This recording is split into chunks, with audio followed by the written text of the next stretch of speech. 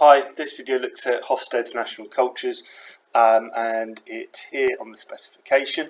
This is actually a re-recording of this topic because I got some feedback saying possibly I'd gone into too much detail, and I probably had done in previous videos. So what I've done is I've re-recorded this and tried to just break this down to the minimum that you need to know.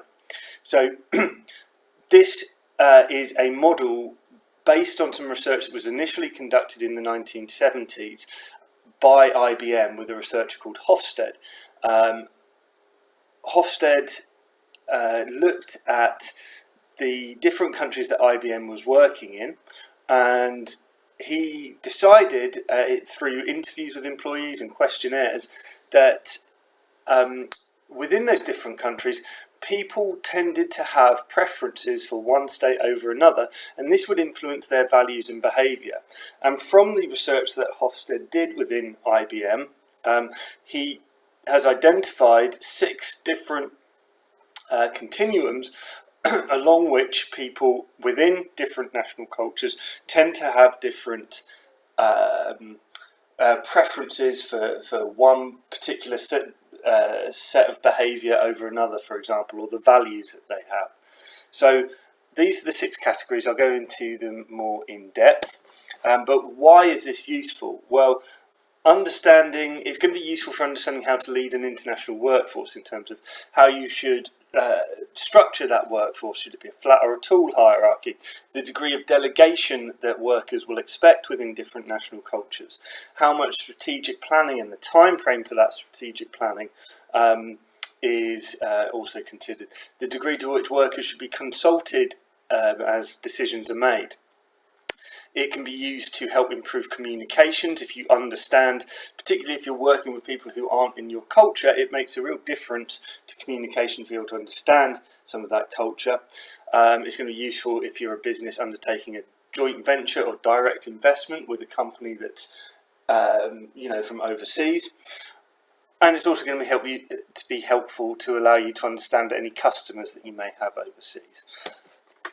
So the first element of the model is called power index, and it considers the extent to which members of the culture accept a degree of inequality and hierarchy in the distribution of power. So what are the business decisions that this is useful for? Well, this would determine the kind of structure that you might use, the degree of consultation that you might have, or the leadership style that you might adopt. In a high power distance culture, people are accepting of tool structures. They accept that there is a degree of necessity for some people to be in charge and directing the show, while other people are following orders and doing what they need to do. And in a high power distance society, often the subordinates wouldn't question the management, so there's going to be plenty of managerial control and an authoritarian leadership style. The point is that people within these cultures are quite happy to accept this, and workers will feel more comfortable if they are being told what to do by management. Whereas in a low power distance society, there's likely to be a preference for flatter hierarchies, a consultative approach to leadership, and maybe some delegation of decision making to employees. They'll want that kind of decision making, and people in low power distance countries tend to be quite happy to kind of question leaders, whereas this might not be done in a high power distance country where you tend to just accept the decision of the leaders.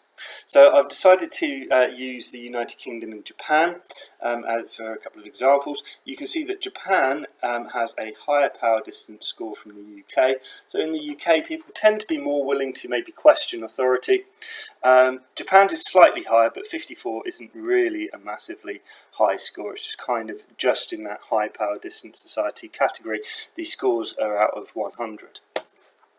In terms of individualism or collectivism, which is the next continua that Hofstede identified, it considers the degree to which individual performance is more important than team performance. So this might help you make business decisions about teamwork and pay. pay rewards that you might give people. So if you've got a high score, that would be a highly individualistic society where people would look to be rewarded for their individual performance, maybe be paid a bonus if I've done particularly well. Whereas in a collectivist society, the team tends to be more important than the individual. So if one individual were getting a massive bonus and others weren't, that would be quite uncomfortable for the individual, but also may breed resentment amongst the teammates. So you'd look for team rewards like profit sharing in a highly collectivist society, and maybe more teamwork as well within that culture. So you can see that with a high score, the UK is quite highly individualistic. This is a pretty high score, 89 out of 100, whereas Japan tends to be more of a collectivist society. So, masculine versus feminine considers approaches to decision making within a culture, and it's not really so much about men versus women or anything like that, but it's more about kind of traits that are used when making a decision. So what sort of business decisions would this be relevant for? Well, it would be relevant for the degree of consultation and the leadership style employed. People in countries that receive a high score, they are quite masculine societies, which means that there are preferences for fact-based approaches to decision, kind of scientific decision making based on data, whereas more feminine societies might prefer a consultative approach to decision making based on intuition and consensus rather than just looking at the facts. So in terms of Japan is a highly masculine society. The importance of data and considering kind of scientific approaches to decision making. UK as well, fairly masculine. Sweden scores very low on this category and would indicate that gaining consensus from the team would be more important when making a managerial decision in that kind of culture, and consulting a lot on decisions that need to be made. The next category is uncertainty avoidance, and this considers the extent to which people are comfortable with the fact that the future is ambiguous or unknown, and to which they're going to try and control future outcomes. So this is relevant in terms of risk-taking, innovation and strategic planning, and if you score a high score on the uncertainty avoidance, it means that these people within these societies tend to want to make the future as clear as possible. So clearly communicating strategic plans, avoiding any unnecessary risk, and having clear procedures, rules and hierarchies for things to do would be would be valued in a high uncertainty avoidance society.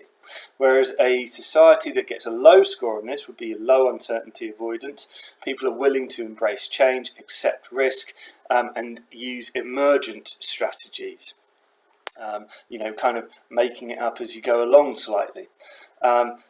So in terms of uncertainty avoidance, Japan scores very, very highly on this, 92. Again, it's a very high score, whereas the UK is less concerned with uncertainty avoidance and maybe a bit more happy to just kind of muddle through and see how things go, whereas Japan, really important to have long-term strategic plan so the future is knowable. And that kind of ties in with our next category, which is about long-term orientation.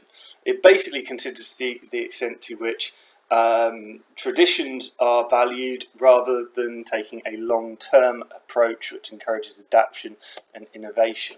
So in terms of the long-term orientation, the main business decisions that are used are the degree of long-term strategic planning that is done and investment decisions.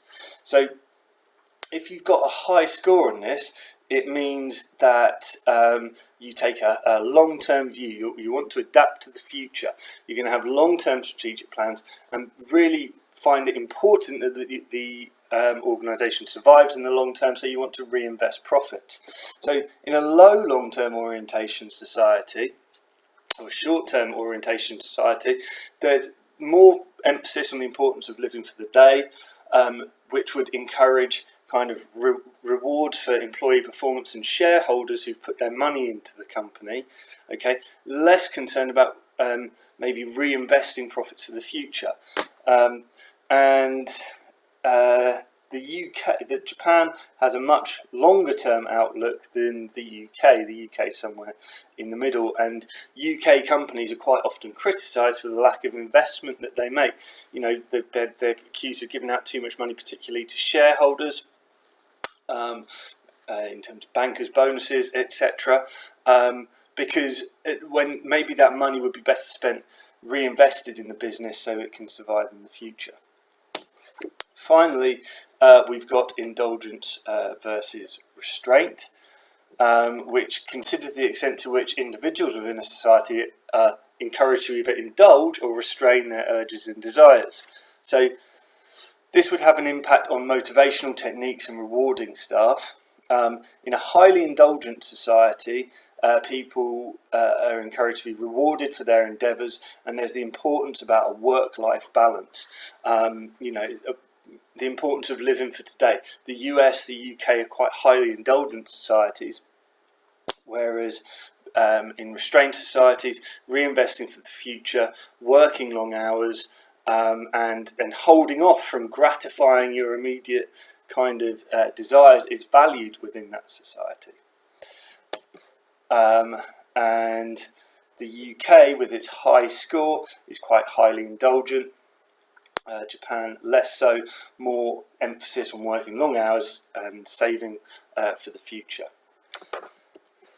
So there are some criticisms of this model to be aware of. It's based on research that was conducted in the 1970s for IBM initially, and so it needs to be continually updated. It doesn't take account of the vast array of cultures within cultures. So, for example, India has a score. India is an absolutely vast country, over 1 billion people, with lots of different cultures going on within that one country. So it doesn't really take account of that. Culture also changes over time, so this research needs to be continually updated. And it's also difficult to design a questionnaire that gives accurate feedback across all dimensions, because that questionnaire has to be translated into lots of different languages accurately so that the results are fair. So there are some criticisms of this model as well.